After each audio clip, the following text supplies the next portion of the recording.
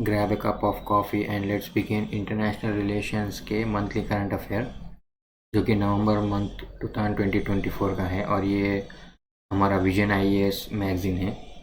तो कॉफ़ी ठंडी होने से पहले हम ये पूरा टॉपिक कंप्लीट करने का टारगेट रखते हैं, राइट। तो फर्स्ट न्यूज़ है वो है India Middle East Europe economic corridor. तो ये क्या है एक्चुअल में? ये ट्रांसनेशनल कॉरिडोर है। ओके, तो ट्रांसनेशनल कॉरिडोर है। तो let me grab a pen. Okay, so transnational corridor है ये।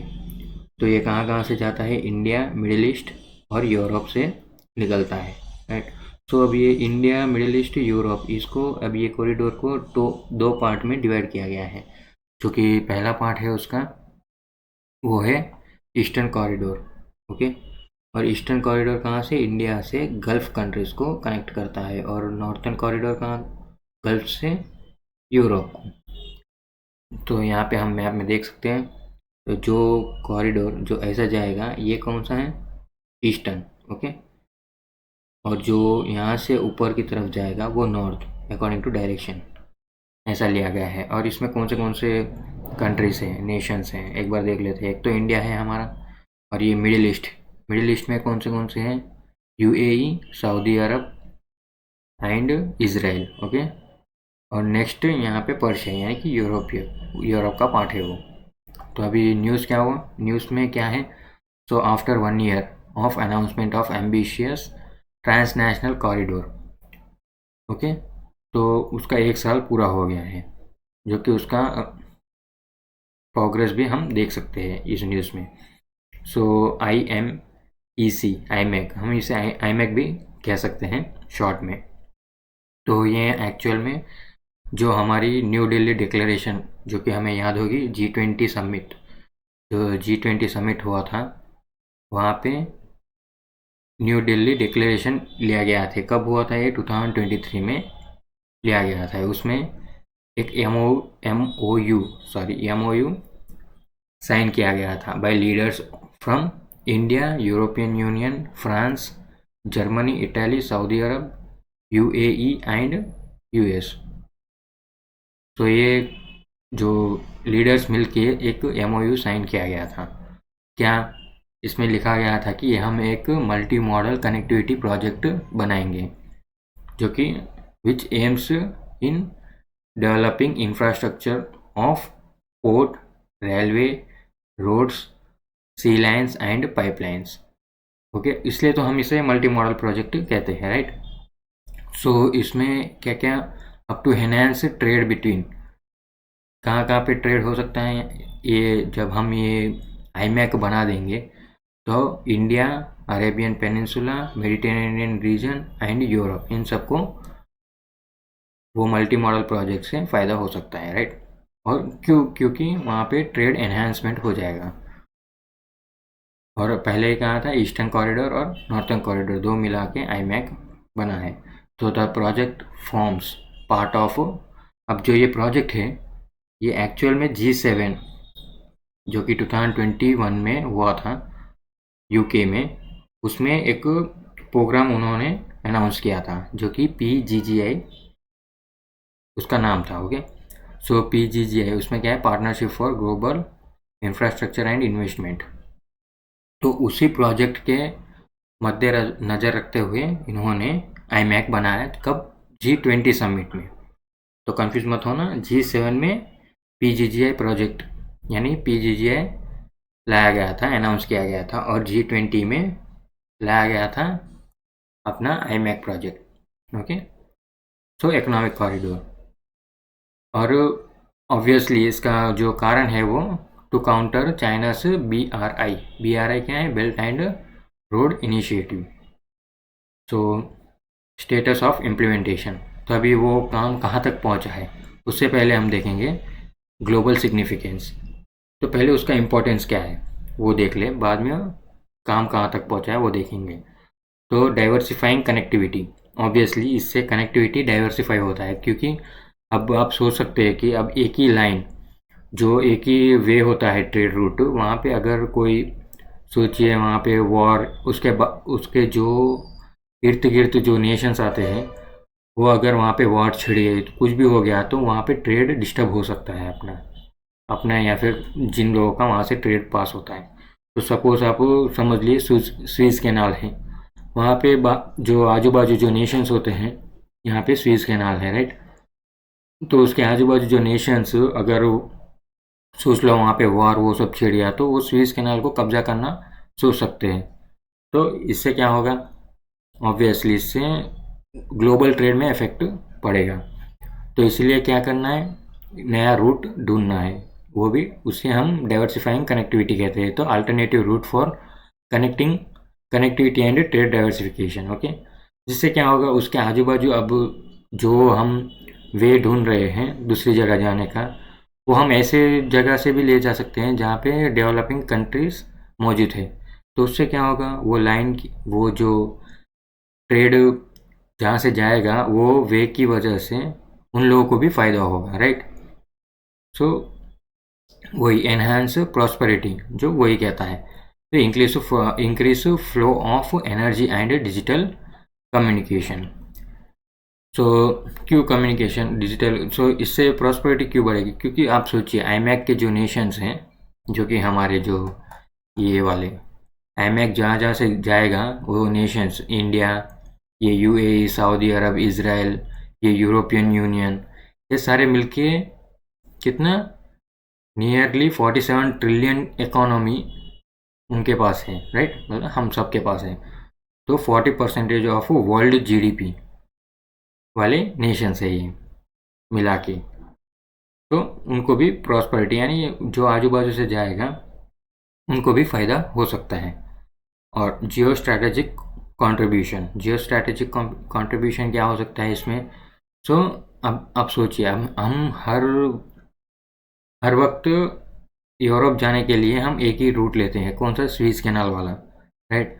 तो अगर वहाँ पे वॉर, ऑलरेडी मैंने कहा वॉर या फिर कुछ भी प्रॉब्लम हो जाए, सपोज बच्चे एक न्यूज़ था, उसमें कुछ कंटेनर्स यानी जो शिप्स थे बड़े बड़े, वो ब्लॉक हो गए थे, तो उसमें वर्ल्ड ट्रेड को बहुत ज़्यादा डिस्टर्ब क्रिएट हुआ था। नियरली 1 वीक तक वो ब्लॉक रहा था। तो इससे क्या होगा, ग्लोबल ट्रेड में बहुत नुकसान हो सकता है। इसलिए जो क्रिटिकल मैरीटाइम चॉक पॉइंट्स हैं लाइक स्विस कैनाल, उनके ऊपर ज़्यादा डिपेंड ना होते हुए दूसरे अलग जियो स्ट्रैटेजिक कंट्रीब्यूशन हमें करना चाहिए। और जियो इकोनॉमिक इम्प्लीकेशंस क्या हैं, सो इसमें इकोनॉमिक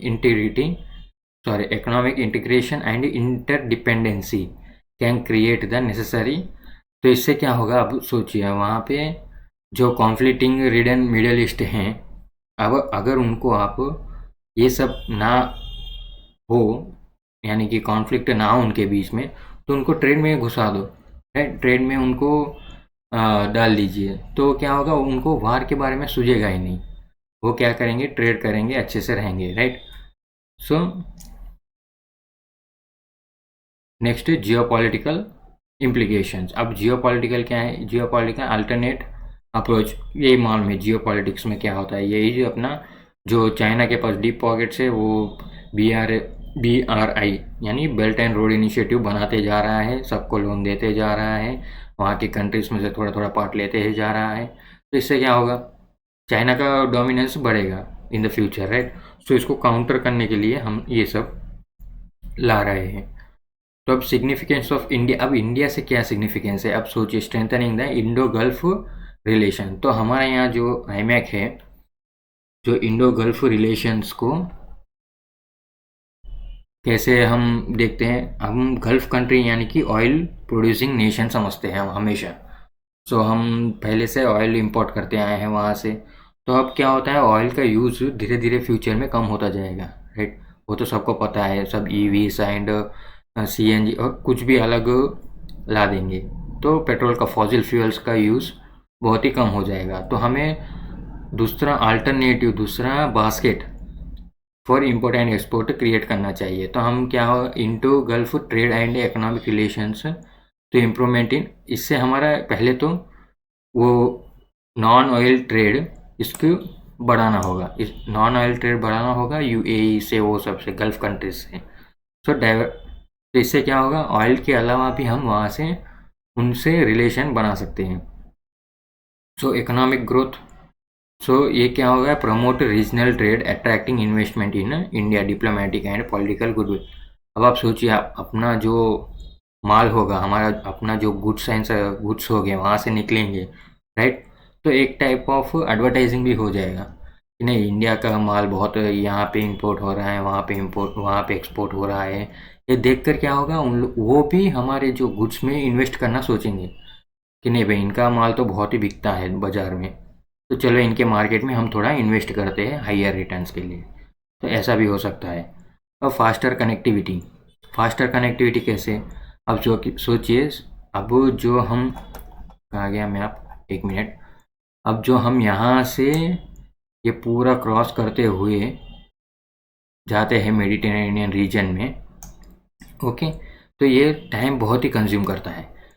हम यहाँ से क्या करते हैं, यहाँ से यहाँ पर सीवेज से जाते हैं, सी यानी वाटरवेज से, फिर यहाँ से हम रेलवेज से जाएंगे, समझे। तो इससे क्या होगा, टाइम कंजम्पशन बहुत ही कम हो जाएगा। सो इसमें क्या होगा, 30% कॉस्ट रिडक्शन भी होगा, 40% फास्टर देन नॉर्मल रूट होगा, समझे। तो नॉर्मल रूट कौन सा, Suez canal maritime route. Geopolitical aspiration, अब जियोपॉलिटिकल एस्पिरेशन क्या हो सकता है इनमें, तो आप सोचिए, यूरोपियन यूनियन, ओके, और गल्फ कोऑपरेशन काउंसिल, ये दो बहुत ही बड़े ट्रेड ब्लॉक्स हैं इन द वर्ल्ड, राइट। अब उनके साथ दोस्ती करेंगे तो हम अपना भी कुछ फ़ायदा होगा ना, राइट। तो इससे हम ग्लोबल पावर में इमर्ज हो सकते हैं कभी ना कभी।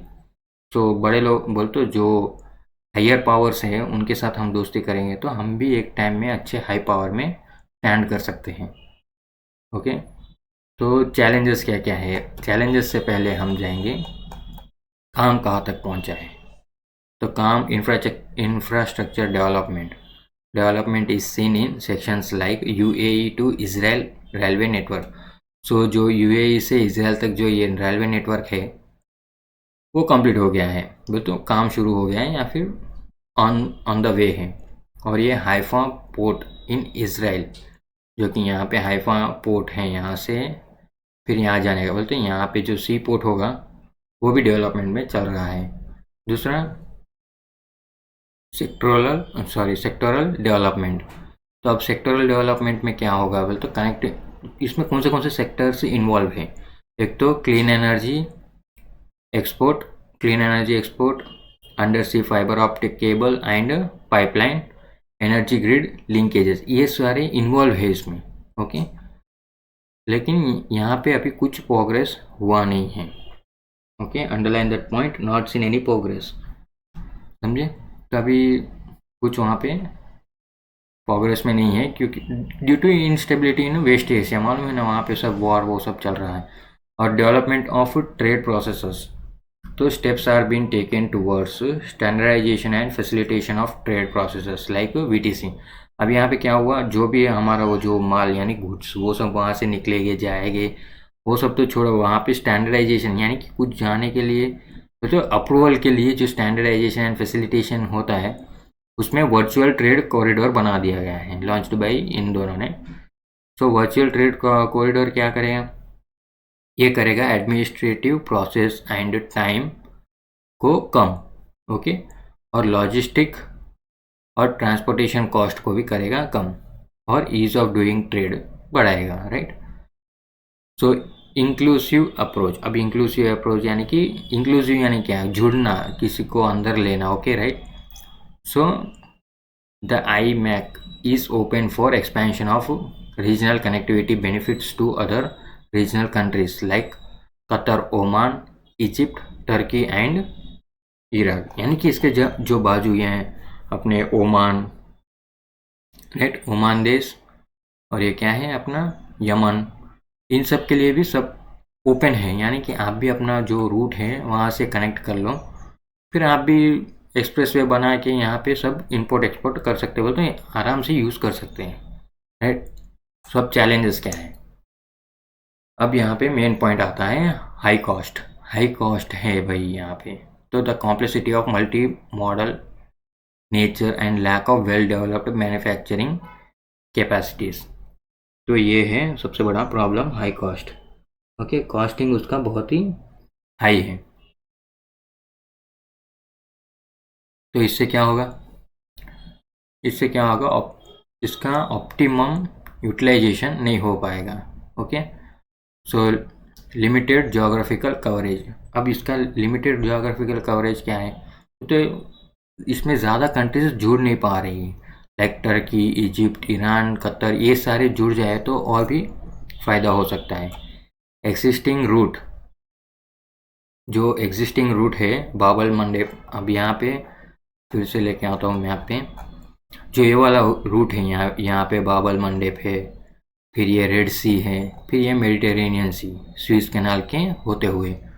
तो ये वाला रूट अभी भी ज़्यादा लोग प्रिफर कर रहे हैं, राइट, क्योंकि ऑब्वियसली अभी वो पूरा बना नहीं है, इसलिए प्रिफर करते होंगे।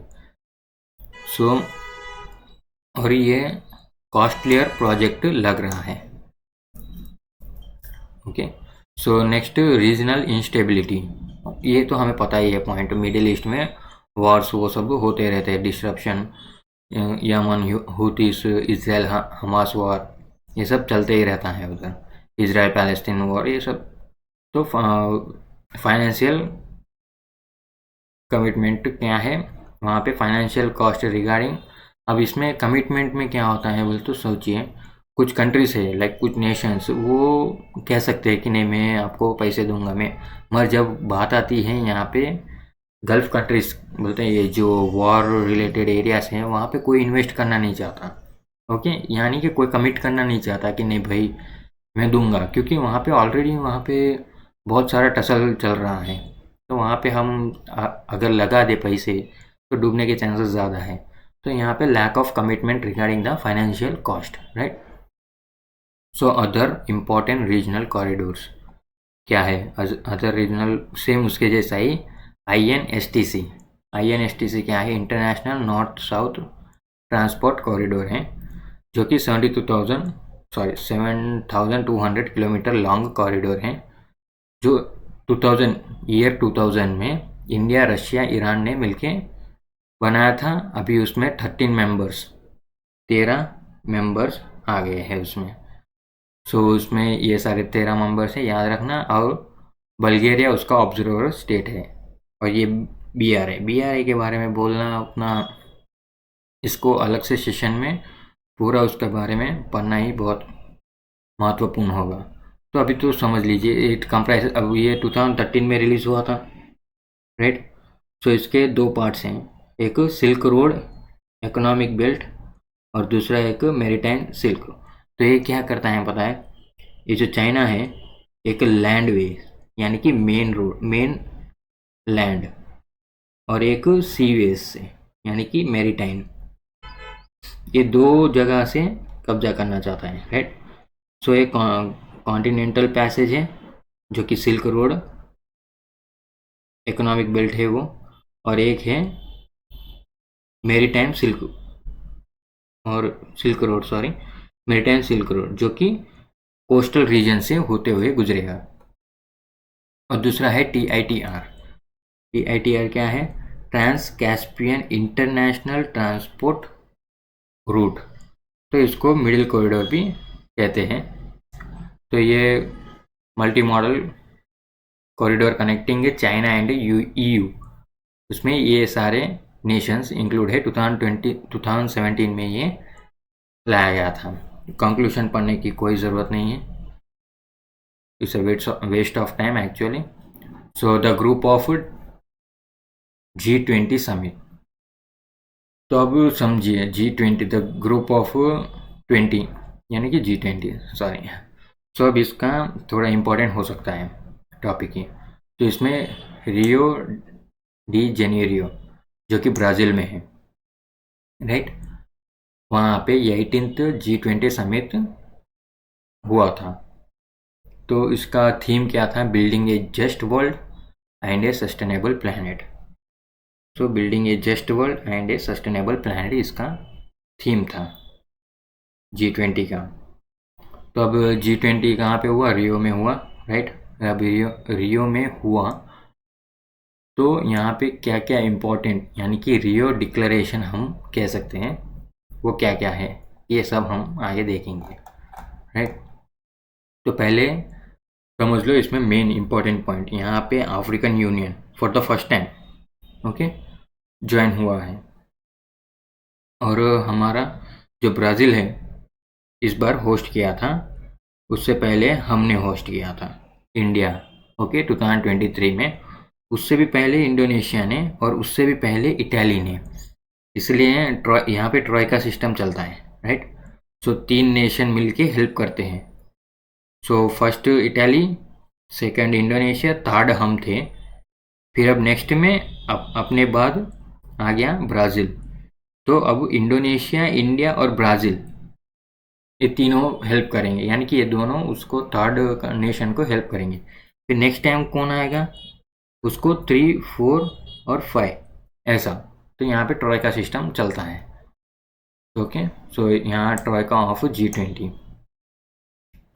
तो नेक्स्ट कंट्रीज ये ऑलरेडी मैंने बता दिया। सो अब यहाँ पे की टेक अवेज, अब जो रियो डिक्लेरेशन है उसमें क्या क्या कहा गया था वो हम देखते हैं। तो फर्स्ट यहाँ पे social inclusion and the fight against hunger poverty. तो यहाँ पे social inclusion and fight against hunger and poverty ये कहा गया था। उसमें भी 3 पार्ट्स हैं, यानी कि global alliance against hunger and poverty, जो कि हमें ये बॉक्स को रिफ़र करने का कहता है, जो कि अब समझिए नीड 2030 राइट 2030 तक नियरली 622 मिलियन पीपल ये लोग एक्सट्रीम पॉवर्टी में जा सकते हैं and 582 million will face hunger similar to 2015 level. तो ये स्टैट्स हैं, एक बार आप देख लीजिएगा। Accelerate global effort to eradicate hunger and poverty, ये था उनका एम। गोल क्या था, 500 million people will cash transfer programme in low income countries by 2030। So यहाँ पे क्या करेंगे, 500 million peoples reach 500 million people with, अब इनको कैसे, अब ये हम ज़्यादा जाएंगे डीप में तो समझ में नहीं आएगा। तो ये क्या करना चाहते हैं, मनी यानी पैसे देना चाहते हैं लोअर इनकम कंट्रीज़ को बाय 2030। अब 2030 तक नियरली 500 मिलियन रुपए हम खर्च करेंगे लो इनकम कंट्रीज़ पे ओके। और वो पैसा कहाँ पे, मेनली इन high quality school meals okay, और 150 मिलियन एडिशनल चिल्ड्रंस इन वनरेबल कंट्रीज। ये सारा वही है। अप्रोच क्या है इनकी, operate globally through volunteer partnership and commitment. तो यहाँ पे वॉलंटियर कहाँ है, तो जो मर्जी है जिसके पास पैसे ज़्यादा है आके दे दो, बस यही कॉन्सेप्ट यहाँ पे चलेगा, यानी किसी पर भी थोपा नहीं गया है, राइट। और कमिटमेंट, कोई देना चाहता है दो, अपनी मर्जी से दो, राइट। सो अब members 148 members 82 countries, African union और यूरोपियन यूनियन मिला के 148 हुए इंक्लूडिंग इंडिया। अब फंडिंग नॉट डेडिकेटेड फंड, यानी कि इसका कोई फंडिंग, यानी कि हम जो बनाते हैं ना फंड, ऐसा कुछ भी बनाया नहीं है इन लोगों ने, बस डायरेक्ट पेमेंट बनाने की, यहाँ पे डायरेक्ट कैश ट्रांसफ़र प्रोग्राम है यहाँ पे okay. It connects countries with donor and technical support, direct connect कर देंगे वो। सो इनके ये national pillar, financial support pillar, knowledge pillar, ये उनका कॉन्सेप्ट है। हम उतना डीप जाने की अभी ज़रूरत नहीं है इसमें। और दूसरा है global coalition for local and regional production innovation and equitable access, जो कि कहता है launch to promote access to, अब यहाँ पे क्या है, मेडिकल पर्पस का है ये, right, vaccination, diagnostics and other health technologies for neglected disease and vulnerable people, उनको एक्सेस देना, यानी कि उनको भी इस्तेमाल करने देना, right. So commitment on basic needs and equality, अब इसमें commitment for first time G20 committed to mobilize resource for basic sanitation, drinking water, combating racism and promoting racial equality to reduce inequalities. So ये commitment किए गए हैं। So ये था social inclusion. Okay, अब social inclusion में obviously और social बोल तो पीपल्स के ऊपर ज़्यादा था फोकस वो। अब आएगा सस्टेनेबल डेवलपमेंट। तो यहाँ पे हम एनवायरनमेंट के ऊपर देख सकते हैं, right. So energy transmission and climate action, इसमें एक टास्क फोर्स बनाई गई। टास्क फोर्स क्या होता है बेसिकली? टास्क फोर्स कुछ भी नहीं है, एक एक्सपर्ट की टीम होती है, एक्सपर्ट टीम जो क्या करेगी, global mobilisation against climate change को आइडेंटिफाई करेगी, एड्रेस करेगी structural barriers to foster okay private capital flow for climate action, particularly for developing countries. समझिए। So reform of global governance institution, तो यहाँ पे क्या होता है, endorse the G20 road map for better, bigger and more effective. ये क्या है, MDBS यानी मल्टीलैटरल डेवलपमेंट बैंक्स। तो ये मल्टीलैटरल डेवलपमेंट बैंक्स क्या होते हैं, जैसे अपना ADB, जैसे अपना ये वाला IMF, वर्ल्ड बैंक, एक ये सारे क्या है, मल्टीलैटरल डेवलपमेंट बैंक से, राइट। तो इनको क्या करना चाहते हैं, बिगर, बेटर एंड मोर इफेक्टिव बनाना चाहते हैं, क्योंकि दूसरों को हेल्प कर सकें, जैसे पाकिस्तान लोगों को। तो tax on the super riches, अब ये थोड़ा अटपटा पॉइंट है। जो ज़्यादा रिच हो गए उनके पास से टैक्स वसूली करी जाएगी। जो अल्ट्रा हाई नेटवर्थ इंडिविजुअल्स हो गए उनको फर्स्ट टाइम टू एंगेज कॉरपोरेटिवली, तो अभी इनको भी, इनके ऊपर भी टैक्स लगेंगे, यानी कि ये रिच होने के कारण भी टैक्स देंगे, राइट। सो अभी मेंबर्स ऑफ G20 देख लीजिएगा ये मैप में, सॉरी ये पिक्चर में। सो India is a member of G20 but not a member of G8 और G7, राइट। ये समझ लीजिएगा। सो उसके बारे में थोड़ी डिटेल्स हैं इसमें। अब इसमें उतना डीप घुसने की ज़रूरत नहीं है, क्योंकि ये SSC का पेपर नहीं है, ये है UPSC का पेपर। सो G20 एट ए क्रॉस रोड। अब तो यहाँ पे क्रॉस रोड क्या है, तो अब G20 जो वादे करता है और जो निभाता है उसमें एक क्रॉस कनेक्शन है, यानी कि बोलना कुछ करना कुछ ऐसा कुछ है यहाँ पे।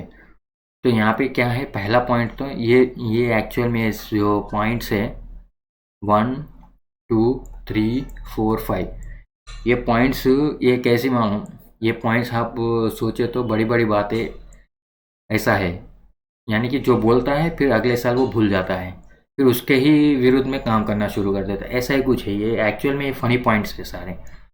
तो देखिए, it travels limitations as a global governance architecture. पहले तो देखें रिप्रेजेंटेशनल रिप्रेजेंटेशनल इनइक्विटी। तो इसमें क्या है, reluctant to rename the forum as G21। G21 की अफ्रीकन यूनियन ऐड हो गया ना, तो अभी 20 नहीं 21 हो गए, मगर फिर भी अभी नाम चेंज नहीं किया है, राइट। सो ये भी एक बात है। सो डिप्लोमेटिक फ्रेगमेंटेशन में की leaders absent at the recent summit. अरे भाई, इतना बड़ा समिट है, उसमें जो मेन लीडर्स है like Russian president, Saudi crown Prince, ये तो वहाँ पे आए नहीं थे, राइट। तो आप देखिए मैप में, देखिए इसमें कहाँ है, सबसे बड़ा कॉन्फ्रेंस है ये, राइट। ये बोलते बड़ी बात है मगर करते कुछ भी नहीं है। तो इसमें नियरली कितने, वेट, 148 मेंबर्स हैं,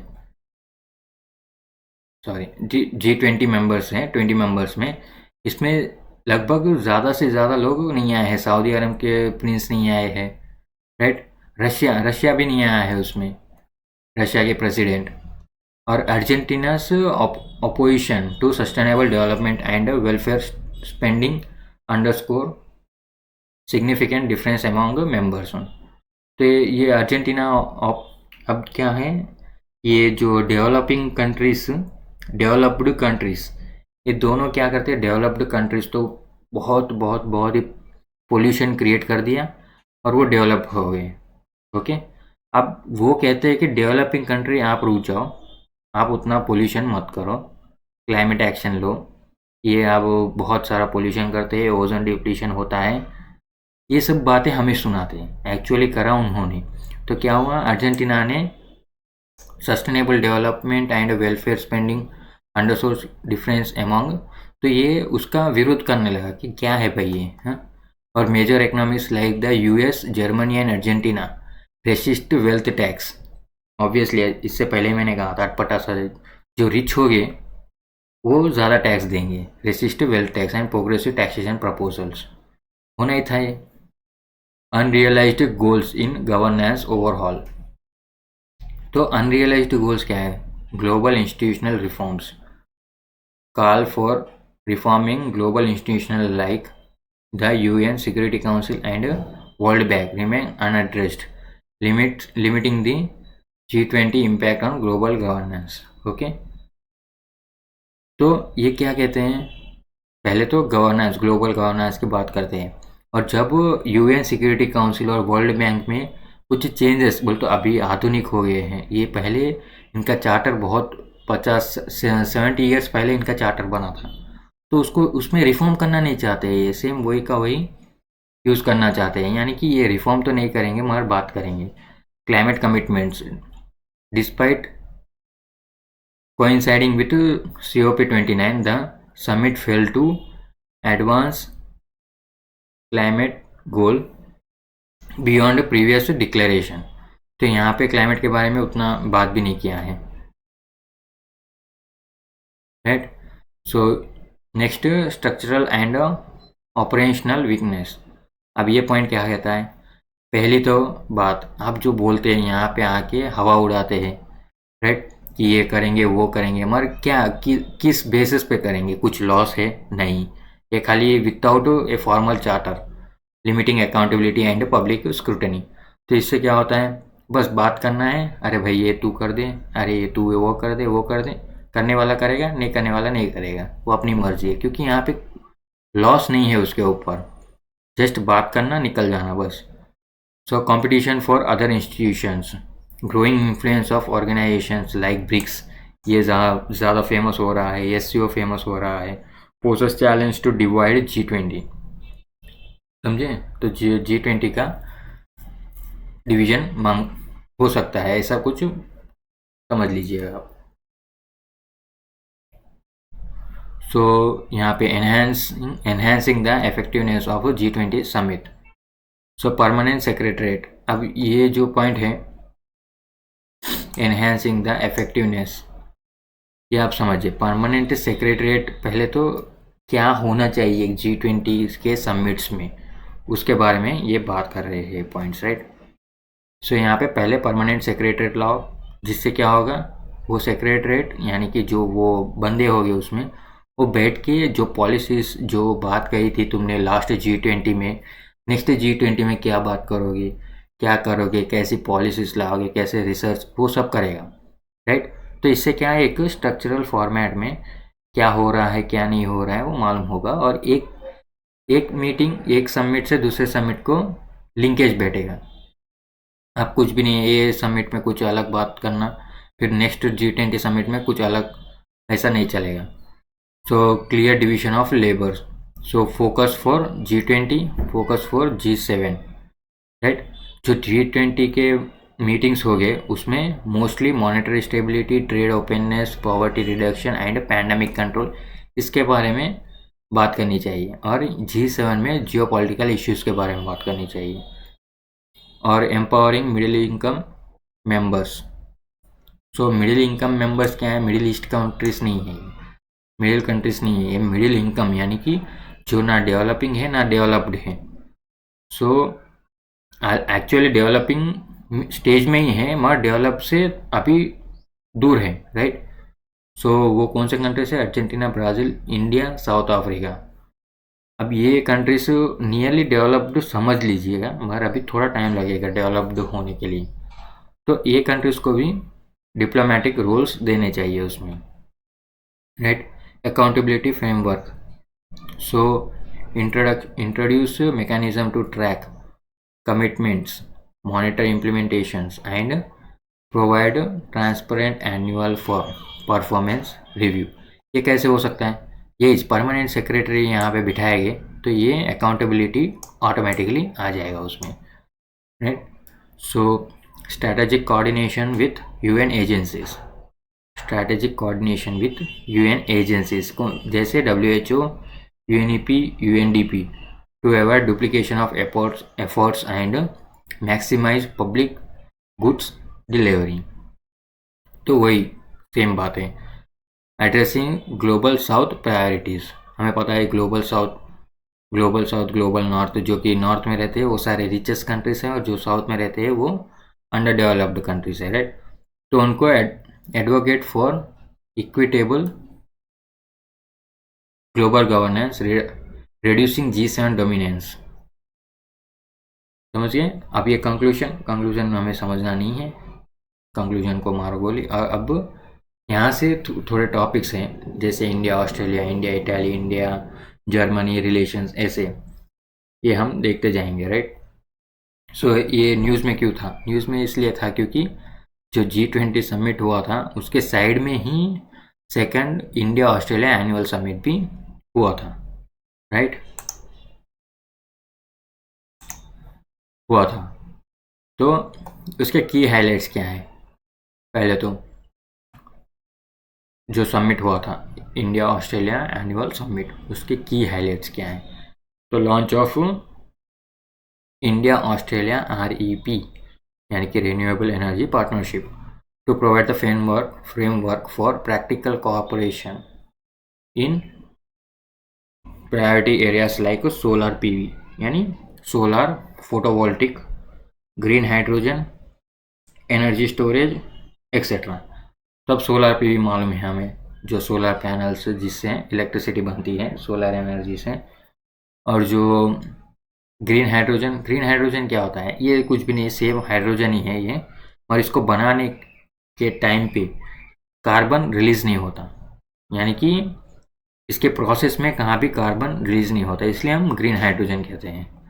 और इसके अलावा ग्रे हाइड्रोजन भी आता है, ब्लू हाइड्रोजन भी आता है, जिसमें कोल यूज़ होता है, not for preparing hydrogen, for process involved, okay. So process में यूज़ होता है वो, इसलिए वो ग्रे एंड ब्लू हाइड्रोजन बोलते हैं उसको। सो ग्रीन हाइड्रोजन के REP, रिन्यूएबल एनर्जी पार्टनरशिप की गई है। So Australia India business exchange AIBX programme, both side extended for, actual में ये 2021 में ये प्रोग्राम लिया गया था। तो अभी 2024 में क्या करें, और 4 years तक एक्सटेंड किया गया है। सो AIBX was launched in obviously for market insight and foster commercial partnership. Agreement to renew and strengthened joint declaration on defense and security cooperation in 2025. तो ये सेम वही बात है। सिग्निफिकेंस अब यहाँ से हम देखते जाएंगे। ये स्टैटिक पार्ट एक्चुअली ये करंट अफेयर पार्ट ही है, मगर ये इंटरनेशनल रिलेशन के स्टैटिक पार्ट में बहुत इंपॉर्टेंट हो सकता है। सो बायलैटरल रिलेशंस कैसे हैं? पहले तो स्ट्रैटेजिक पार्टनरशिप, जहाँ पे स्ट्रैटेजिक पार्टनरशिप आए वहाँ पे सोच लीजिएगा कुछ एग्रीमेंट्स होते हैं उसमें, जैसे कि साइंड, देखो both nation signed comprehensive strategic partnership in 2020 and counter China, okay. अब जो चाइना अपना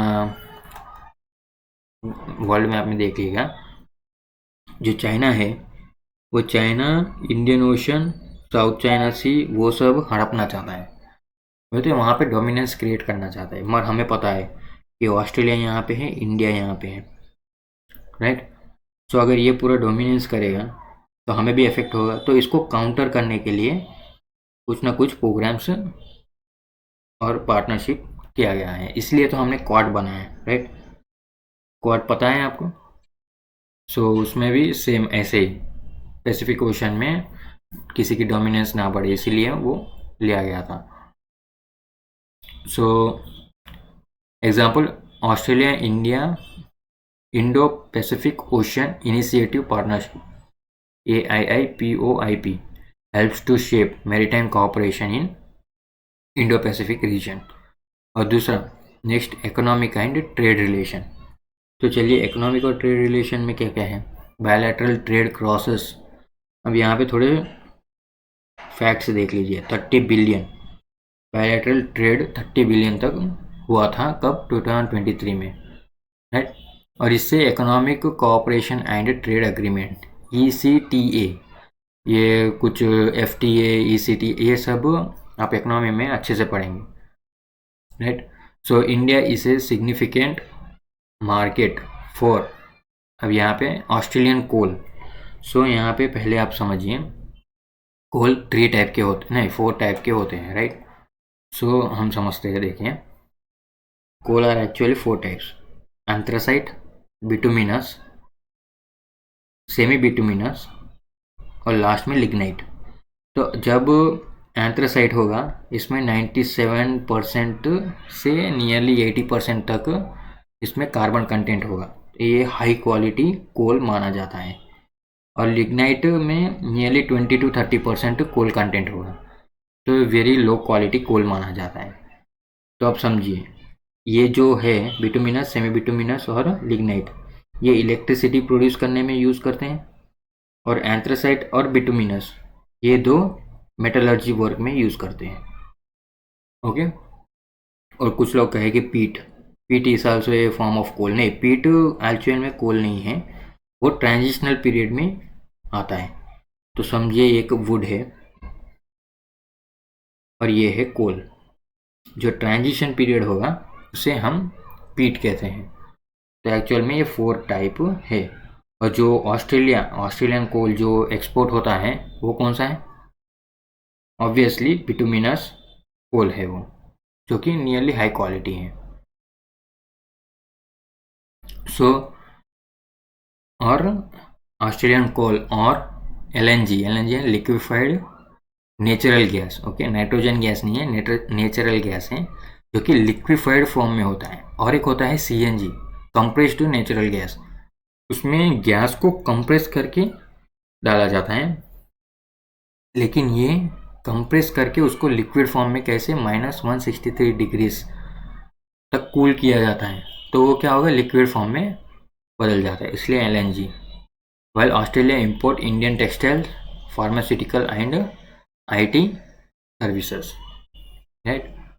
और LNG में भी टॉप ऑस्ट्रेलिया ही है।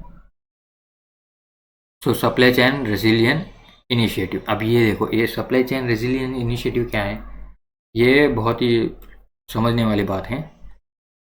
समझिए, आप चाइना से कुछ मंगाते हैं, जापान से कुछ मंगाते हैं, राइट, और ऑस्ट्रेलिया से कुछ मंगाते हैं, आप है इंडिया, तो आप क्या करेंगे, चाइना से टॉयस इंपोर्ट करते हैं, राइट, और जापान से समझो कुछ और इंपोर्ट करते हैं XYZ। तो जब चाइना से आप टॉयस इंपोर्ट करते हैं, सपोज चाइना के मार्केट में टॉयस का रेट बढ़ा दिया गवर्नमेंट ने, तो आप क्या करेंगे, आपका टॉयस का भी रेट बढ़ जाएगा, जिससे इंडिया के मार्केट में इफेक्ट होगा, राइट। लोग क्या करेंगे, लेना छोड़ देंगे। सो टॉय मार्केट में या फिर ऐसे कोई मार्केट में इम्पैक्ट पड़ सकता है, इसलिए आपको क्या क्या करना चाहिए, दूसरी जगह भी ढूंढनी चाहिए जहाँ से आप इंपोर्ट करना चाहिए। सपोज आपने ढूंढ लिया कोरिया, सॉरी साउथ कोरिया या नॉर्थ कोरिया, तो सपोज कोरिया से आपने टॉयस लाना सेम रेट में, राइट। तो जब ये बढ़ाएगा तो आप यहाँ से ना होकर यहाँ से ज़्यादा इंपोर्ट करेंगे, जिससे टॉय मार्केट तो स्टेबल रहेगा। तो इसको क्या कहते हैं, रेजिलियंस कहते हैं, यानी कि कोई फ़र्क नहीं पड़ना चाहिए आपको। तो ये क्या है, सप्लाई चेन रेजिलियंस। तो यहाँ पे सप्लाई चेन रेजिलियंस उसे कहते हैं। तो ये initiative between India, Australia and Japan, तो एक्चुअली ऐसे ही किया गया है to ensure supply chain diversification and promote fair and sustainable trade practice. So critical minerals actual में रेयर मेटल्स होते हैं जिनको एक्सट्रैक्ट करना बहुत हार्ड होता है। तो both side have signed critical mineral investment partnership, okay, to support Indian investment in Australian critical mineral project.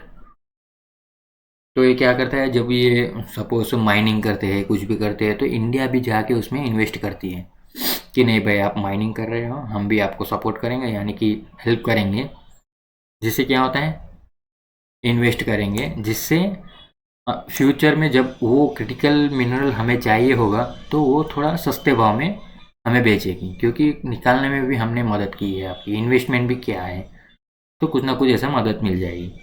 So Australia produce almost half of world lithium.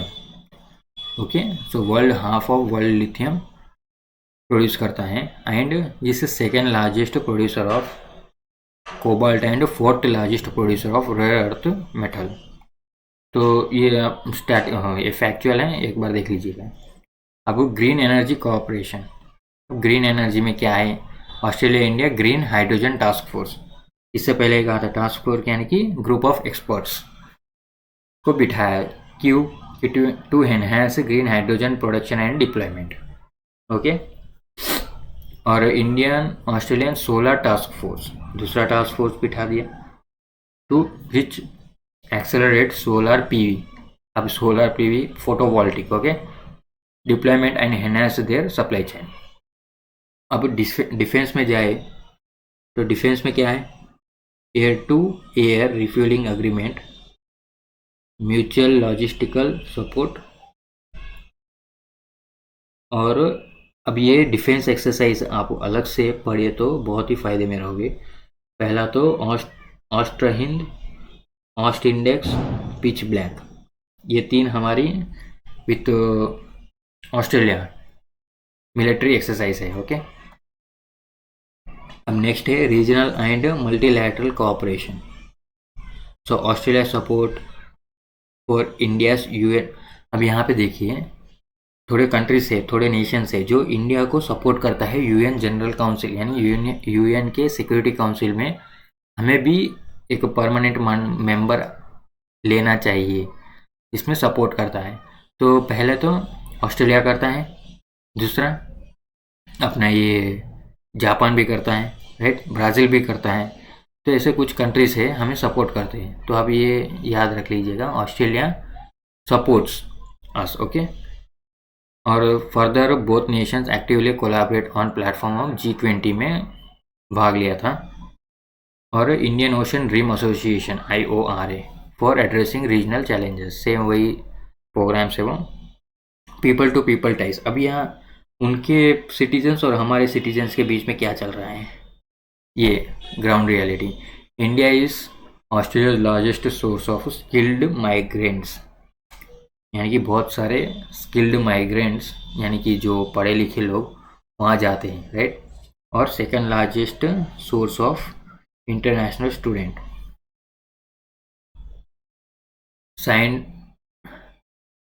Signing off India Australia migration and mobility partnership.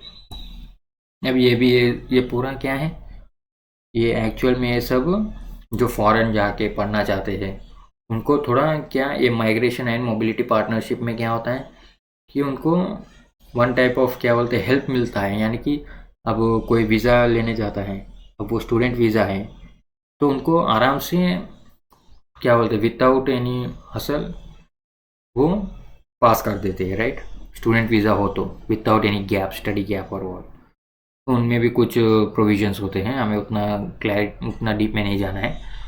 अब science and technology में देखते हैं, तो science and technology implementing agreements on cooperation on establishing and operating transportable telemetry terminals in Coco Island for human space flight mission। यानी कि कुछ ये क्या करते हैं,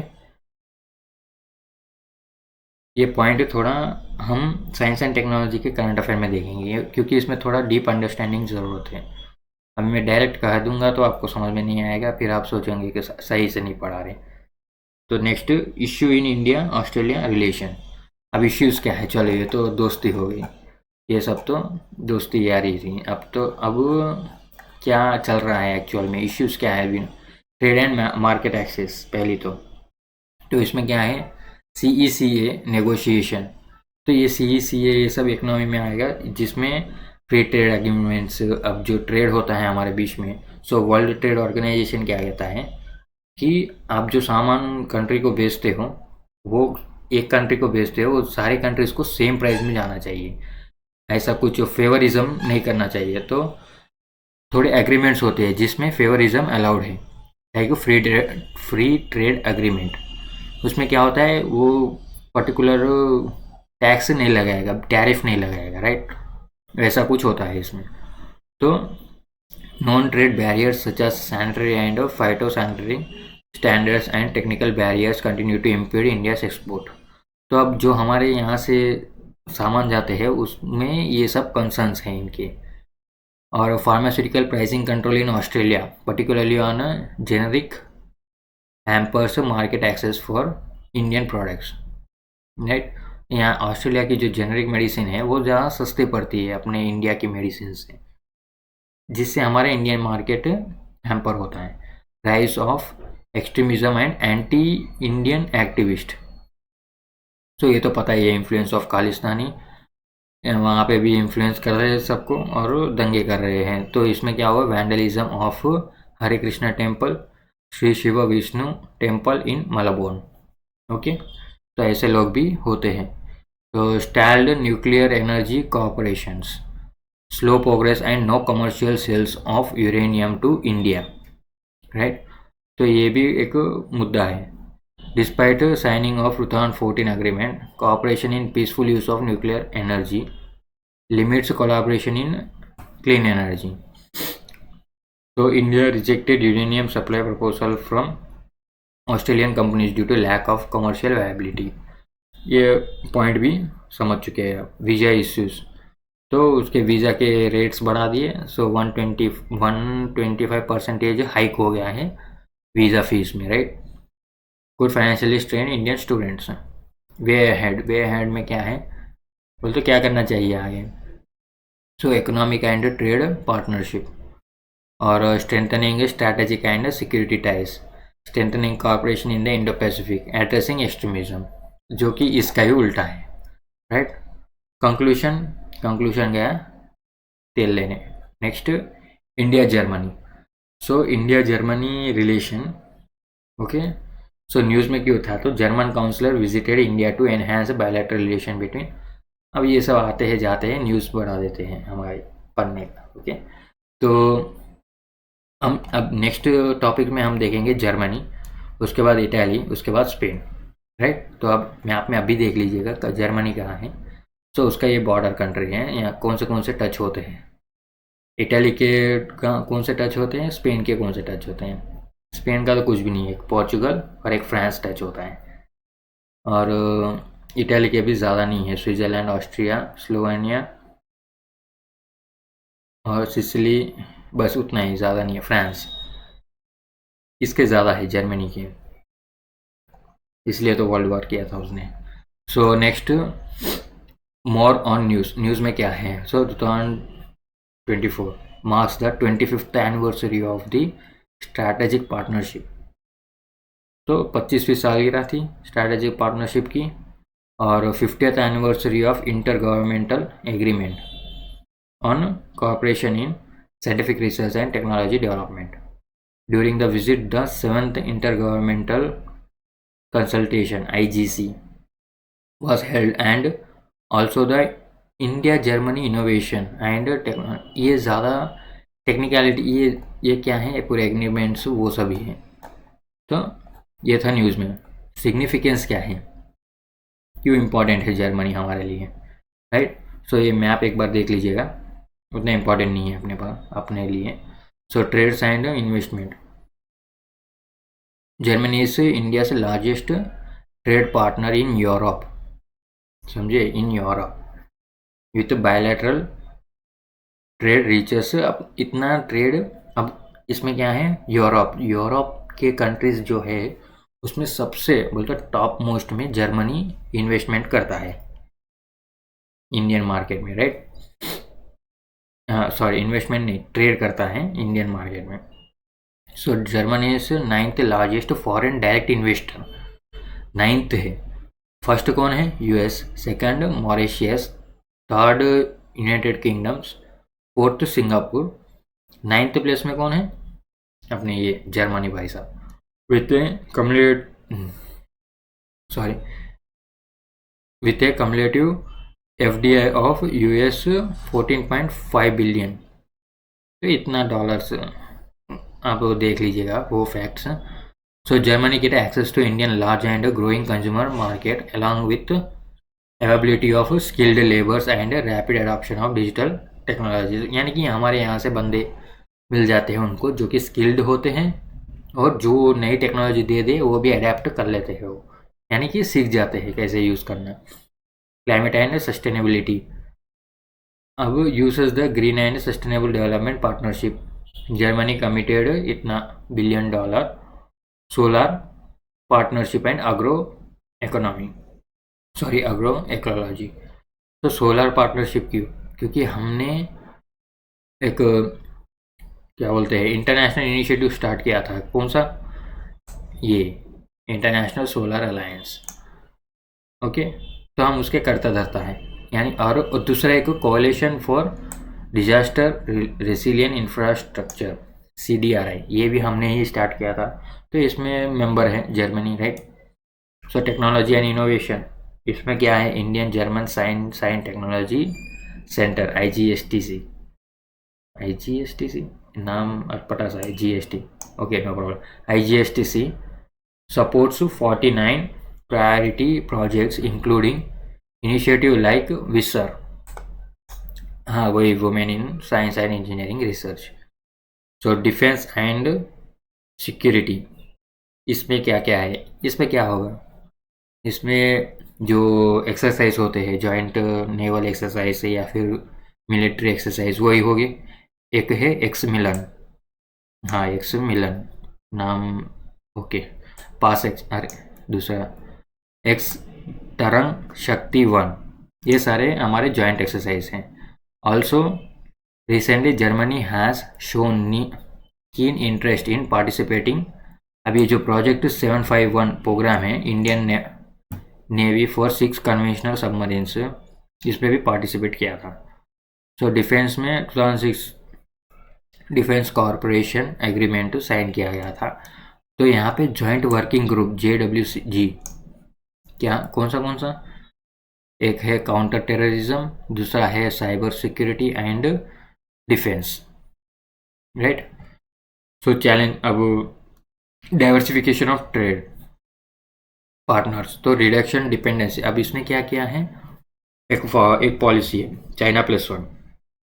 तो अब से जो कंट्रीज है जो चाइना के साथ ट्रेड करेंगी उसमें +1 यानी कि उसके साथ करेगी और सेम आइटम ट्रेड दूसरी कंट्री के साथ भी करेगी, यानी कि जब चाइना धोखा दे तो उनके पास दूसरा अल्टरनेटिव रास्ता हो, राइट। तो इससे पहले मैंने कहा था टॉयज़ का एग्जांपल, तो हम चाइना से भी ले और दूसरी जगह लाइक कोरिया से भी ले, तो इससे क्या होगा? जब चाइना डूबाएगा हम डूब नहीं पाएंगे, राइट। तो अल्टरनेटिव, इसलिए चाइना +1 पॉलिसी बोलते हैं इसको। Following the EU China trade tensions by strengthening ties with India, तो चाइना +1 इसका जो ट्रेड पार्टनरशिप है जर्मनी का, चाइना +1 ये 1 में हम हैं, राइट, इंडिया, तो हमारे साथ भी सेम करता है। तो the EU impose tariff of up to 38% on Chinese EVs for unfair trade practice. हाँ कुछ किया होगा घपला, तो उन पे इतना सा टैरिफ बढ़ा दिया। So next, challenges in bilateral relations. So trade and investment barriers. Indian companies face non-tariff barrier. अब ये challenges क्या हैं? तो non-tariff barriers on products in EU such as का, ये टॉपिक है CBM। इस CBM में क्या होता है? तो actually carbon border adjustment mechanism है ये। तो यूरोप क्या करता है? Let me zoom this. So Europe क्या करता है? यूरोप जो सामान इंपोर्ट होगा उनके कंट्रीज में, वो सामान का वो कार्बन फुटप्रिंट देखेगा, राइट। सो वो प्रोडक्ट बनाने के लिए कितना कार्बन रिलीज हुआ है, और जो ज़्यादा रिलीज हुआ होगा तो उस पर हाई टैरिफ्स लगाएगा, और जो कम रिलीज हुआ है उस पर लो टैरिफ्स लगाएगा। तो ये कॉन्सेप्ट को क्या कहते हैं, कार्बन बॉर्डर एडजस्टमेंट मैकेनिज्म, जिससे वो एडजस्ट करेगा। लेकिन तुम ज़्यादा कार्बन रिलीज हुआ है इस प्रोडक्ट को, तो हम लेना तो नहीं चाहते मगर ले लेंगे, लेकिन टैरिफ ज़्यादा लगाएंगे ऐसा।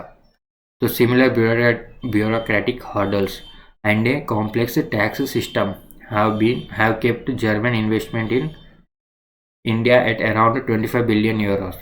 तो इससे हमारे हमारे साथ भी ऐसा ही किया है उसने।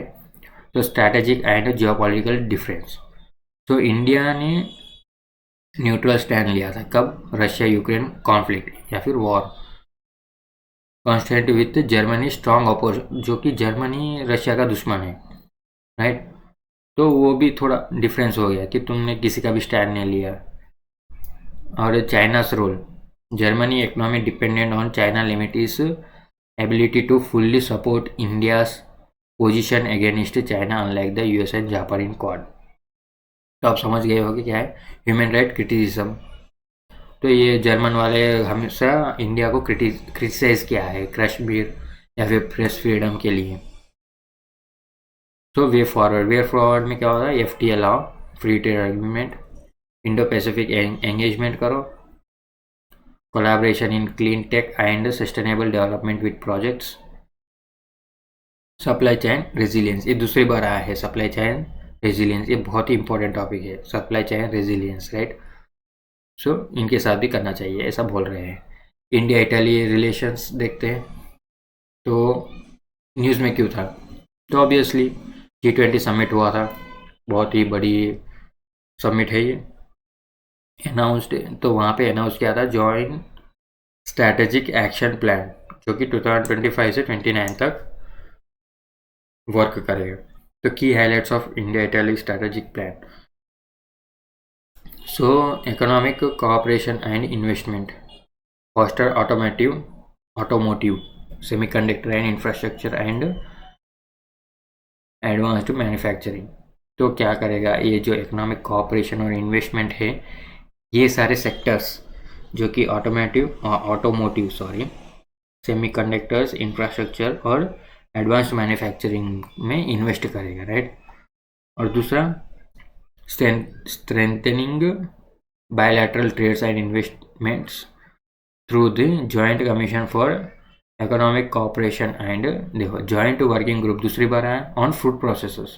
पहले जर्मनी के साथ क्या था, याद करिए, टेररिज्म वो सब, और दूसरा इटली के साथ फूड प्रोसेसिंग इंडस्ट्री में जॉइंट वर्किंग ग्रुप बनाएंगे। So connectivity enhance collaboration on maritime and land infrastructure within the framework of India. अभी IMEC, ऑब्वियसली IMEC इससे पहले ही हम पढ़े। साइंस एंड टेक्नोलॉजी एग्रीड, इसमें क्या है, critical technologies like AI, digitalisation, ये सब कुछ बातें हो रही है। तो 2025 से 27 executive programme for scientific and technological cooperation, right. तो ये इम्प्लीमेंट होगा। Introduced a new Indo Italian innovation and incubation exchange programme. तो यहाँ पे क्या करते हैं, एकेडमिक एंड इंडस्ट्रियल कोलैबोरेशन होता है।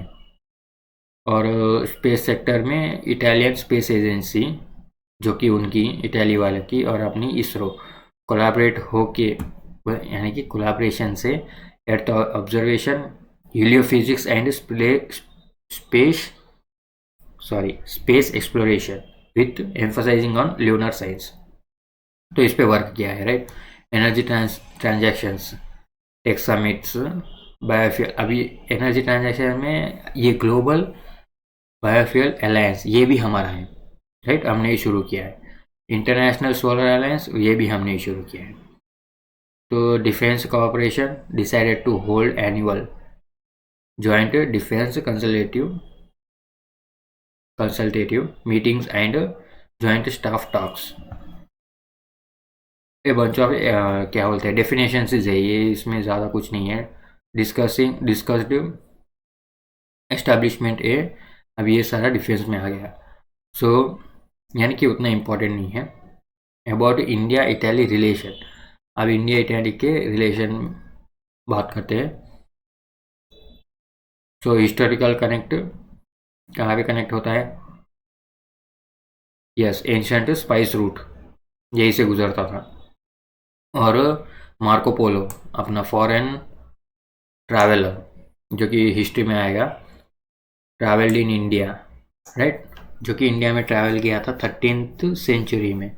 मार्को पोली, इसके बारे में बहुत ही इंपॉर्टेंट बातें हैं, वो आप हिस्ट्री में एक बार देख लीजिएगा। स्ट्रैटेजिक यानी कि रिवाइज कर लीजिएगा, ऑलरेडी अभी इसके बारे में जानते होगे। तो कंट्री स्ट्रैटेजिक पार्टनर इन 2023। तो यहाँ पे Indian Pacific ocean initiative IPOI और IMEC, ये दो में ज्वाइन है, यानी कि मेडिटेरेनियन रीजन पे। अब IMEC कहाँ से जाएगा? मेडिटेरेनियन रीजन में ही जाएगा, रीजन से ही जाएगा।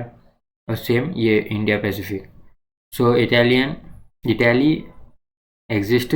अब ये क्या हुआ 2021 में, सॉरी 2019 में G7 मेंबर्स, सॉरी 2019 में क्या हुआ था, इटाली ज्वाइन किया था BRI को, BRI board belt and road initiative, और 2023 में बाहर निकल गया। बहुत ही अच्छी बात की। इकोनॉमिक में Italy is India's 4th largest trade partner in EU। यहाँ पे हमेशा समझना, इन EU कहाँ है यहाँ पे, वर्ल्ड नहीं, EU, after Germany, Belgium and Netherland. Bilateral trade कितने, $14 बिलियन के होते हैं। Italy rank 18th in terms of FDI inflow, right. So defence and security में जो उनके इटाली मिलिट्री कोऑपरेशन ग्रुप, वो सब। अब कोलैबोरेशन, तो यहाँ पे क्या हुआ, काउंटर टेररिज्म UN में GCTF एंड FATF, यहाँ पे भी कोलैबोरेशन में रहता है इटाली। और एनवायरनमेंट एंड क्लाइमेट के पर्सपेक्टिव से देखे तो इंडिया लेड इनिशिएटिव, अब ये तीसरी बार आ गया, Indian solar alliance, कोalition for disaster resilient infrastructure CDRI, और ये तीन जो ISA, CDRI और ये ग्लोबल बायोफ्यूल अलायंस GBA, ये तीनों इंडिया के इनिशिएटिव से, याद रखिएगा। अब people to peoples, so Italy host the second largest India's diaspora in EU। जब EU आए, वर्ल्ड से अलग कर दीजिएगा उसको। So migration and mobility agreements लिए गए हैं। So India is challenges in India, तो यहाँ पे अदर इमर्जिंग एरियाज क्या है, blue and space economy. Blue economy यानी कि ओशंस का वो सब, और स्पेस, आउटर स्पेस का कॉन्फिडेंस, उसमें भी पार्टनरशिप कर रहे हैं ये। चैलेंजेस है इंडिया इटली के, चाइना से डिपेंडेंसी ज़्यादा है उसके ऊपर, लो ट्रेड, हाँ ट्रेड भी कम है क्योंकि चाइना से ज़्यादा है उसके ट्रेड्स। ट्रस्ट इश्यू क्यों, यानी यहाँ पे एक Enrica Lexie case, Augusta Westland scam. तो ये केस में क्या हुआ, जो इटाली के मेरीन फोर्स होते हैं, उन्होंने 2 इंडियंस को मार दिया। एक्चुअल में वो थे फिशरमैन्स, आई गेस, उतना क्लियरली यार वो समझे वो पायरेट्स है, इसलिए उन्होंने मार दिया, राइट। और ये अगस्टा वेस्टलैंड एक एक्चुअल एक कंपनी है बड़ी, जो कि लियोनार्डो पेरेंट कंपनी है उसकी। तो ये ऑगस्टा वेस्टलैंड और अपने जो इंडिया के गवर्नमेंट ऑफिशियल, इन दोनों ने करप्शन किया था, ऐसा कुछ है। और पाकिस्तानी टाइज, जो इटालीज मिलिट्री सेल्स टू पाकिस्तान, तो हेलीकॉप्टर और हाविट्जर्स कंसर्निंग इंडिया, तो वो सब बेचता है। प्रीवियसली कोलैबोरेशन चंद्रयान 2 बनाने में भी उन्होंने मदद की थी। वे फॉरवर्ड में कुछ भी नहीं है, सेम वही उसका जो नेगेटिव बात है उसको पॉजिटिव करके लिखना है। India Spain relations, so India Spain relations में क्या आ सकता है, wait a minute,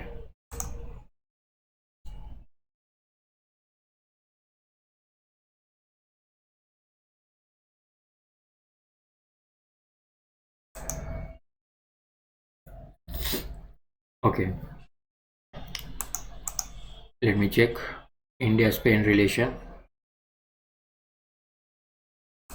India Spain, why is in news में क्यों था, recently president of Spain paid a bilateral visit to business delegations to enhance okay business purpose से वो आए थे और गए थे। Key outcome of the visit defence manufacturing, उसका जो विजिट था उसका मेन कारण क्या था, क्यों आया था, अपने मतलब से आए होंगे। तो पहले तो defence manufacturing join inauguration of the C295 aircraft final assembly line. तो ये क्या करना चाहते हैं, C295 एयरक्राफ्ट या कहो C295 एयरक्राफ्ट की फाइनल असेंबली लाइन, यानी कि जो उसके जो पार्ट्स हो गए वहाँ पे असेंबल हो गए, सारे मिलकर असेंबल हो गए, जो एयरक्राफ्ट बनाएगा। कहाँ पे, वडोदरा। वडोदरा कहाँ पे है, यहाँ गुजरात में। कौन कौन मिलके, Tata advance systems with Airbus पेन। अब ये एयरबस पेन बहुत ही बढ़िया एयरलाइन है, जैसे विस्तारा एंड ये सब। सो ये दोनों पार्टनरशिप में ये aircraft final assembly line Vadodara में बनाया गया है। और यहाँ पे 40 एयरक्राफ्ट ऑलरेडी बन चुके हैं, 16 डिलीवर भी हो चुके हैं, हो जाएंगे by 2025। The facility position India as a potential aviation hub for domestic and export markets. So potential and aviation hub बनाना चाहते हैं इंडिया को। तो यहाँ पे कुछ भी नहीं, यहाँ पे सब एयरक्राफ्ट के जो पार्ट्स हो गए और यहाँ पे असेंबल होके एयरक्राफ्ट बनाया जाएगा, लाइक विंग्स, व्हील्स, उसके जो अंदर का मोटर, वो सब। Okay, so investment facilitation, establishment of fast track mechanism in India से DPPIT एंड स्पेन। तो ये ज़्यादा टेक्निकल में हम घुसने की कोशिश नहीं करेंगे। इन्वेस्टमेंट फैसिलिटेशन उतना इम्पोर्टेंट नहीं है, कंसलर एक्सपेंशन। और अब ये इसमें क्या है कि बेंगलुरु और बार्सिलोना, इनमें अनाउंसमेंट किया गया था। ये भी इतना कल्चरल कोऑपरेशन, ये अब स्पेन के ऊपर अपना इतना भी कुछ फोकस करने की ज़रूरत नहीं है, क्योंकि ये जर्मनी और इटली से तो कम इम्पॉर्टेंट है। तो डिप्लोमेटिक रिलेशंस क्या है, ये PCI association for piece growth and innovation, ये सब साइन किए गए हैं। और MTCR missile technology control regime, तो स्पेन सपोर्ट करता है इंडिया से मेंबरशिप को यहाँ पे। Trade and economic relation, 6th largest trade partner in Europe. देखा, या फिर से यूरोप आ गया, नॉट इन वर्ल्ड, यानी कि छोटे छोटे देश है जो यूरोप का पार्ट है, ये इतना भी ज़्यादा इन्वेस्ट नहीं करते। लाइक यूएस का नियरली $103 बिलियन इन्वेस्ट है हमारे उसमें, nearly. I don't know the exact figures. So और ये कितने करते हैं, 9.9 billion.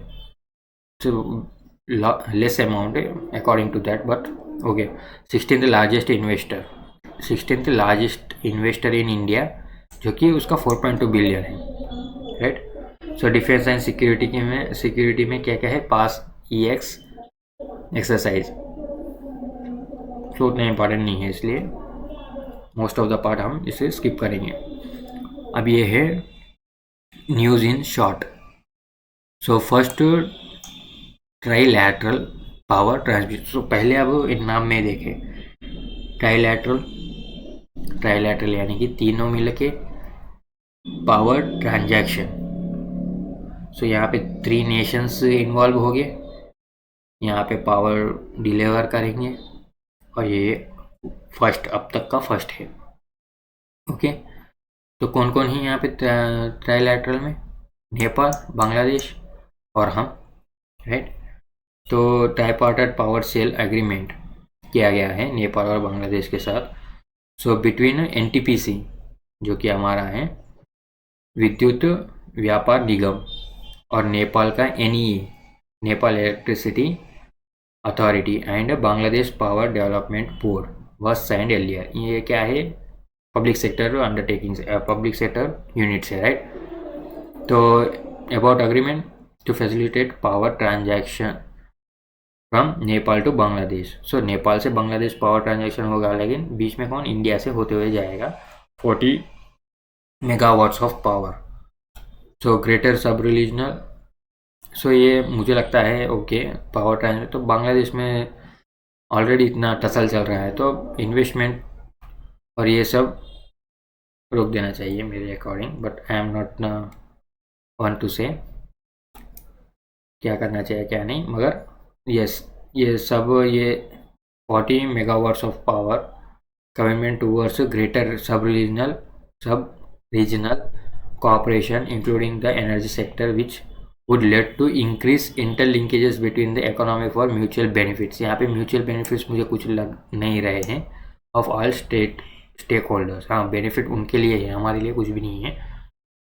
Next China Vladivostok eastern maritime corridor operational, यानी कि शुरू हो चुका है। सो ईस्टर्न मैरीटाइम कॉरिडोर ईएमसी भी कह सकते हैं हम इसे। सो इंडिया से रशिया तक जाएगा। मैप में देखिए यहाँ पे चेन्नई है, चेन्नई से होते हुए स्टेट ऑफ मलाक्का से होते हुए ईस्ट चाइना सी से होते हुए सी ऑफ जापान से व्लादिवोस्तोक जाएगा। अच्छा रास्ता ढूंढा है। So envisages during the East Economic Forum in Vladivostok. अब 2019 में जब ईस्ट इकोनॉमिक फोरम हुआ था तभी अनाउंस किया गया था ईएमसी बनाएंगे हम बोल के। It seeks to develop a sea route between the Indian ports of Chennai and Vladivostok through north east Asia. Okay, nearly 10,000, ये बहुत ही ज़्यादा है, 10,300 किलोमीटर लॉन्ग डिस्टेंस है उसका, जो कि sea of Japan, South China Sea, Malacca Strait से होते हुए बे ऑफ इंडियन ओशन से Bay of Bengal, right. So significance of the corridor, reduce logistic cost. Okay, तो ये क्या करेगा, सिर्फ 16 दिन में ट्रांसपोर्ट कर देगा। एक्चुअल में कितने दिन होते थे, 40 दिन होते थे, और किलोमीटर भी ज़्यादा था, 16,000 किलोमीटर था। वाया स्वीज कैनाल, स्वीज कैनाल आप समझ सकते हैं कहाँ से जाता था हमारा जो ये था, ये कहाँ, मुंबई से सेंट पीटर्सबर्ग, यानी कि रशिया के वेस्टर्न साइड में, ये ईस्टर्न साइड में जाता है, राइट। तो बहुत ही लॉन्ग रूट है। बूस्ट इंडिया से maritime sector 95% by volume and 70% by country's trade. Okay, so India's maritime vision 2030 that encompass more than 150 initiatives from all area of maritime sectors addressing China dominance. So passing through South China Sea, अब सोचो China वाला उसके south China सी में वही trade करेगा तो उसका dominance वहाँ पे बढ़ेगा। तो हम क्या करते हैं, हमारे भी नाव लेकर वहाँ पे जाएंगे आएंगे। इससे क्या होगा, तो उसका कह सकते हैं ना कि हम भी आते जाते हैं उधर से, कभी ट्रेड रुक गया तो हम भी रशिया को कह सकते हैं कि देखो ट्रेड रुक गया हमारा, कुछ करो, तो वो प्रेशर करेगा चाइना को। तो ऐसे भी हो सकता है। Vladivostok is located at a short distance from Russia China border. Boost Indian act for east policy, आपको पता ही होगा, offer enhance access to Russian resource and provide stronger foothold to India in the Pacific trade network. Other significant maritime corridors, IMEC already पढ़ चुके हैं, INSTC ये भी पढ़ चुके हैं। Japan, US, Japan and South Korea signed DG framework. DG framework क्या है, डिजिटल ग्रोथ इनिशिएटिव। तो इसमें क्या है, हमारी जो डिजिटल टेक्नोलॉजी है वो उनके साथ पार्टनरशिप की गई है। सो DG फ्रेमवर्क का ऑब्जेक्टिव क्या है, Indian private sector to support digital infrastructure in India, collaboration किया गया है इसके लिए। तो जो US का international development financial corporation, Japan bank का international corporation and Exim bank of Korea, ये तीनों बैंक मिलके partner agencies sorry. Implementation, it will support project in information and communication technology such as 5G, open RAN, submarine cables, optical fibre networks, data centres, smart cities, e-commerce, AI and quantum technology, right. So DPI, digital public infrastructure, ये हमारे पास है, right. So India is the first country to build 3 foundational DPIs। हमने 3 foundational DPIs बनाई हैं through Indian tax, यानी कि India के वस्तुओं से डिजिटल इंफ्रास्ट्रक्चर आधार पहले तो, फिर UPI, okay, and data sharing architecture, right. ये हमारी DPI है। और सिग्निफिकेंस क्या है? Inclusive development, economic growth, emission reduction, इससे। सो DPI help India achieve 80% of financial inclusion during ये साल में, and direct benefit transfer support 87% of poor house holds. समझे? ऑलरेडी हम सब कुछ देख चुके हैं लाइव, इसलिए ये पॉइंट्स हमें इजी लग रहे हैं। Economic growth, India can spend up economic growth by 33% by implementing ये। सो रिडक्शन कैसे होगा? ऐसे, carbon offset and trading, land mapping and weather information and monitoring, ये सब में इम्प्लीमेंट करेंगे ये सब लोग, ये सब चीज़ें जो हमें मिलेगा from US and Korea, right. India efforts at global DPIs, so US India global digital development partnership to deploy responsible use of emerging digital technologies in Asia and Africa, G20 framework for system of DPI और virtual global DPI repository. Repository क्या होता है? यानी कि किसी ने एक चीज़ पर रिसर्च करी है तो ये रिसर्च वो ना छुपा कर दूसरे कंट्रीज़ को यूज़ करने के लिए रेपोजिटरी में डाल देगा वो। तो दूसरी कंट्रीज जो रिसर्च R&D में उतना, समझो R&D रिसर्च एंड डेवलपमेंट, उसमें उतना इन्वेस्ट नहीं कर सकती है, तो वो आकर ये यूज़ कर सकती है, जो ये रेपोजिटरी में जो उसका IP होगा, इंटेलेक्चुअल प्रॉपर्टी, वो यूज़ कर सकती है, राइट। ऐसा कुछ है। सो सेकंड, इंडिया से कैरिकॉम समिट कंक्लूड इन गुयाना। इंडिया प्रपोज्ड 7 की पिलर्स। तो कैरिबियन कम्युनिटीज़ है, कैरिबियन कम्युनिटी, उसका एब्रीविएशन ये है अबाउट। ये क्या है? ये एक्चुअल में एक कॉपरेशन है, उतना इम्पोर्टेंट नहीं है कैरिकॉम फॉर, मगर हाँ ये भी एक पार्ट है इंडियन इंटरनेशनल सोलर अलायंस का, ये याद रख लीजिएगा। और एक ASEAN defence ministry meeting plus Adam, जो कि 11th Adam plus meeting held हुई वेतनाइन लाओ PDR में, और 10 ASEAN member state and 8 dialogue partners इसमें मौजूद थे। 2010 में बनाया गया था ये। इसमें कुछ उतना खास नहीं है। Focus 7 areas of practical cooperation, ये सारे 7 एरियाज में इंक्लूड है। अब ये है ICC, नहीं क्रिकेट काउंसिल नहीं, इंडियन केमिकल काउंसिल विंस ये वाला अवार्ड, ये याद रखिए, हेग अवार्ड OPCW का उसको अवार्ड मिला, राइट। सो OPCW क्या है? Organisation for the prohibition of chemical weapons, okay, जिसमें हेग अवार्ड आता है, वो ICC को दिया गया है, right. Complying with chemical weapon convention, this is the first time that the award recognize the effort of chemical industry body. So CWC को हम केमिकल वेपन कन्वेंशन कहते हैं, जो कि 1997 में बनाया गया था। 193 स्टेट पार्टीज है उसमें। India is an original signatory in the convention. So ICC के बारे में एक बार देख लीजिएगा, 1938 में बनाई गई थी, before independence, and drive the growth of India's chemical industry. Apex national body representing all branches of Indian chemical industries including organic, inorganic, plastic and photochemical.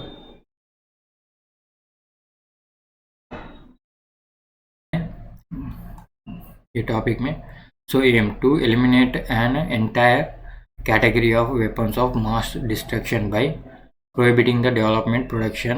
So ये जो वेपन्स जो मास डिस्ट्रक्शन करे। अब सोचिए, एक chemical which is not good for human body और any living और object, वो स्प्रेड कर दिया जाए एटमॉस्फेयर में, तो क्या हालत होगा। हमने देखा ही कोरोना वायरस कैसा फैला, राइट, पैंडमिक। तो वो मास डिस्ट्रक्शन वाले वेपन्स होते हैं। सो उन पे प्रोहिबिशन लगाना। और OPCW, इसको नोबेल प्राइज़ भी मिला था 2013 में।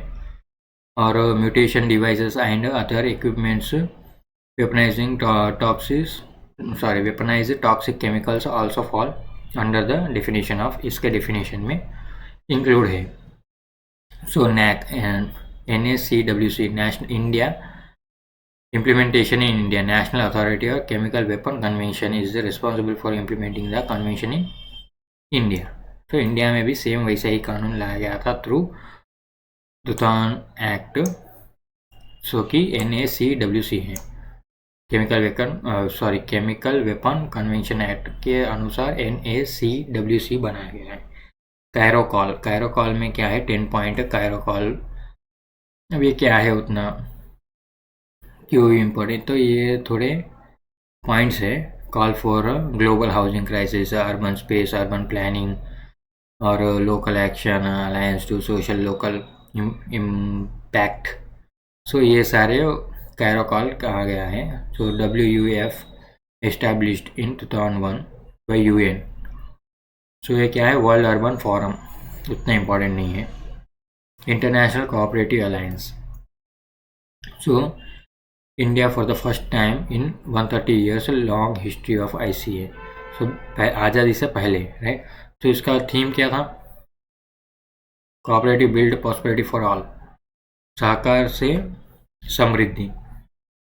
अबाउट ICA क्या है, 1895 में लंदन में फाउंडेड, एंड इसमें इतने कंट्रीज है। Apex body serves for collaboration, knowledge exchange and global platform है। Coordinative action. ट्रिटन आइलैंड कहाँ पे है, तो ये जो पार्सल आइलैंड्स है, राइट, ये एक्चुअल में आर्टिफिशियल आइलैंड्स है, जो कि अब सोचिए, मैं आपको बताता हूँ थोड़ी और जो। सो चाइना अब यूनिक्लॉस के अनुसार अगर कोई कंट्री वाटर बॉडी से टच हो, समझे, तो उसका उस पर कितना 200 नॉटिकल माइल्स तक उसका हक होगा उस पर। ओके, तो अब सोचिए, कोई क्या करेगा, एक आर्टिफिशियल आइलैंड बना देगा, तो उसके राउंड 200 नॉटिकल माइल्स का ओशन भी उसका ही हो जाएगा, जो कि वो उसको एक्सप्लॉइट करेगा बाद में। तो ऐसा ही कुछ चाइना ने किया। चाइना ने क्या किया, आर्टिफिशियल आइलैंड्स बना दिए साउथ चाइना सी के पास, और वो उसके चारों ओर के टेरिटरी क्लेम करने लगा है, राइट। तो उसके बाद जो फिलीपींस, उसने भी, कहाँ पे हैं, लेट मी शो। सो ये फिलीपींस, हांगकांग, ये सारे उन पर नाराज़ है। ओके, सो पार्शल आइलैंड्स में ट्रिटन आइलैंड है। Recently satellite imagery reveal a significant military buildup by China, वहाँ पे मिलिट्री पाई गई है। So located in Paracel islands also known as Shisha Island in China. It's controlled by China, but it is claimed by Vietnam and Taiwan. तो यहाँ पे Taiwan है, Taiwan यहाँ पे है, ये इसको क्लेम करता है। वियतनाम कहता है कि नहीं ये हमारा है, ये वियतनाम है यहाँ पे, right. So following and naval clashes चलते रहे हैं वहाँ पे। China took control of the parcel island from South Vietnamese from a 1974 naval clash. Military buildup on Triton Island represent a significant escalation in China's strategy to establish military dominance in the South China. Obviously यहाँ पे dominance करना चाहता है China. तो हमारा ये international relation current affair नवंबर month का ख़त्म हो गया है। होप आपकी चाय या फिर कॉफ़ी ठंडी नहीं हुई होगी।